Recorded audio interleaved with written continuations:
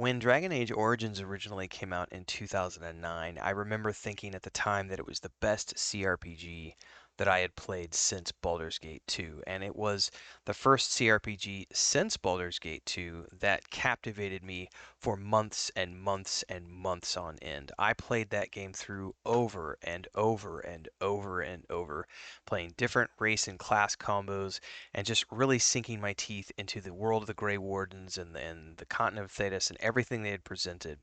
I think the only thing I didn't really care for too much in the first game was every time I had to go into the Fade, that part of it always kind of was like, nah, but the rest of it was absolutely phenomenal. And over the years, I think the one thing that has always stood out to me for the Dragon Age franchise as a whole has been the storytelling. And if you've been around my channel for any length of time, you already know this, but if you're someone who's new and you're just getting to know me as an individual on YouTube and Twitch, storytelling is the number one draw for me. Not gameplay, not mechanics, not the combat, it's the story. As someone who has been an author for going on 20 years now with 20 million words in print around the world, I am fascinated by character building, world building, and the narration, and just overall story. And the one thing that the Dragon Age franchise has always had has been exceptionally good writing, storytelling, world building, narration, voice acting. I mean, Morrigan, Alistair from the first game, and going on from there, you've got Varric and Bianca.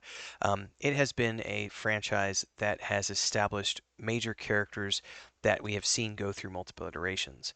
Now, the other interesting thing about the series is that it has never been one play style, one gameplay style across all of the games. We started off with a top-down CRPG for the first game.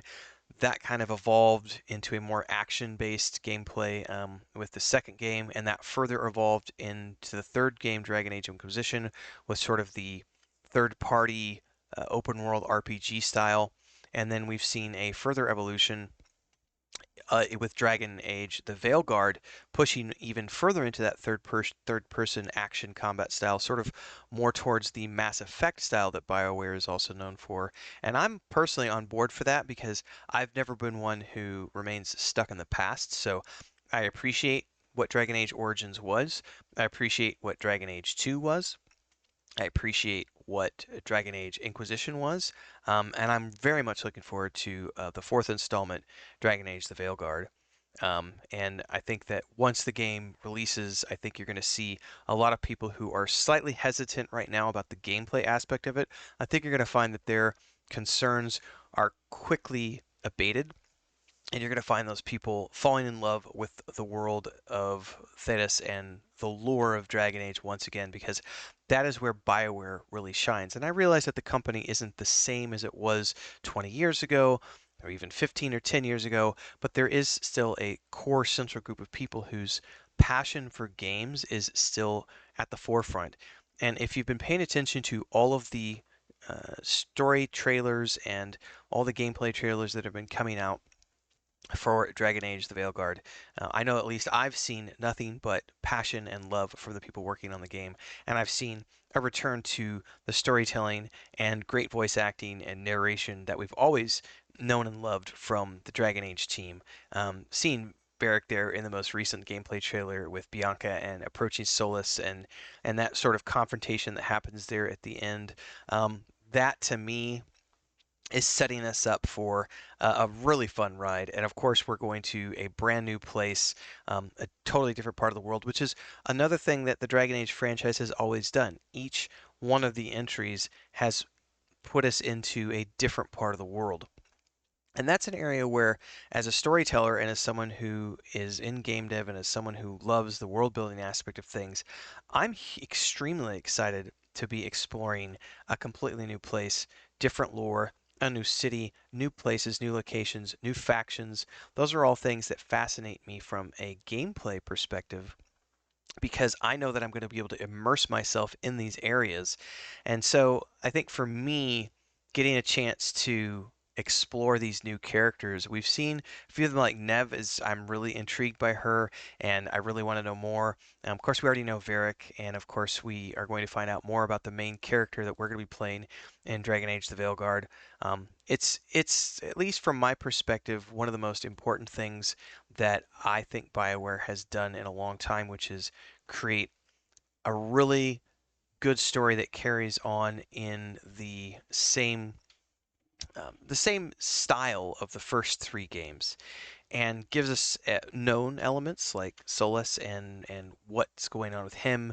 And of course, we have in the past, in the background of things, I know they're going to have a direct tie-in to Inquisition and the Inquisitor, but there's also further tie-ins to the Fade and the Demon Spawn and the Grey Wardens, who are in a completely different place in the world.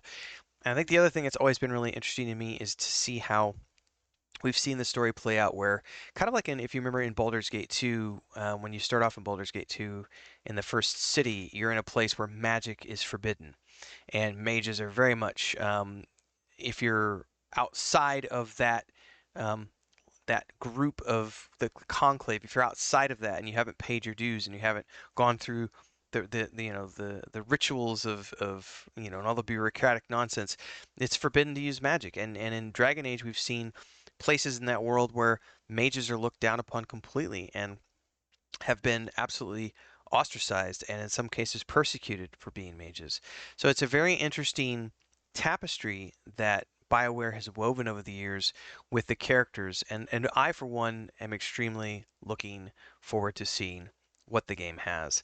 I think more than anything else, I'm looking forward to the future of the franchise, and I realize that some people are stuck on, BioWare is not the company that it was, EA is involved, and they ruined the reputation with Anthem and Andromeda. And I'm one of those people who said, well, I had fun with Anthem. My brother and I really enjoyed that game. It sucked what happened to it, but it was a great game. The storytelling was great. The single player story was great. The narration, the voice acting, all that was fun. I've played Andromeda 3 times. I had a great time with that game. Was it perfect? No, but it was another entry into Mass Effect, and I'm a huge fan of the Mass Effect series. So for me, I'm like, with Star Wars and Star Trek, I'm a fan for life. So whatever they produce, I'm always going to consume, and I'm going to love it because the 5-year-old child in me is always excited to get more. Now, with the story in Veilguard, we're seeing the player being able to bring in the world state imported over um, from other games. But with the Veilguard, the technology is a little bit different. So you're going to be able to choose a lineage for your player character and a backstory with one of the 6 factions. Because we're using such a different style of technology nowadays, um, and it's not going to be exactly the same where you can import things from the first game to the second game to the third game, but you'll be able to pick choices that reflect things that you might remember from the first 3 games. But if you're someone who has never played before, you'll have the ability to have sort of a default um, story that you'll be picking up from. And the other big thing that they've changed with Veilguard is in the previous games, we always saw characters who were defined by their sexuality. And in this case, we're having companions all being pansexual, meaning that anybody can romance them regardless of their preference. And I think that personally for me, I think it's an important change. It moves us more into the modern era. It allows more player agency, and I realize that some people prefer it to be hard coded in, but I'm not of that. I come in from the game design side of things, where I very much understand that the more options you give a player, the more fun players have as a whole, because they get to have the experience that they want within the game. So I think it's a very interesting way to move things towards the future, and I think it's a really fun thing personally to do. Now, whether or not we're going to see things like Red Lyrium and the Grey Wardens and the Inquisition return, we're not quite sure how much of a emphasis they're going to have in this main story because we're in a different part of the world. But I I do know that they've said we're going to have throwbacks to those areas, and that's very much important for the players who have grown up with the franchise. But they're also marketing this to a brand new generation of players, and I think that that feels right in my mind because it's been so long since the last game. And we're also in a completely new generation of technology, and you have a whole new generation of players who have grown up with maybe with their parents or loved ones having played the original game back in 2009, but that was a long time ago. So being here in 2024, getting a new Dragon Age that does what all the other Dragon Ages previously did, which is shift the gameplay into a more modern style while still retaining the core elements of story that Dragon Age has always been known for. I'm excited. I can't wait to play it. I'm going to be streaming the absolute snot out of this game here on my channel. I'll be doing a completionist run. We'll be streaming as we always do on YouTube and Twitch. So hopefully you're along for the ride. Don't forget to like, subscribe, hit the bell icon so you never miss an update. And I'll see everybody in the next one. Stay safe, everyone. Until next time.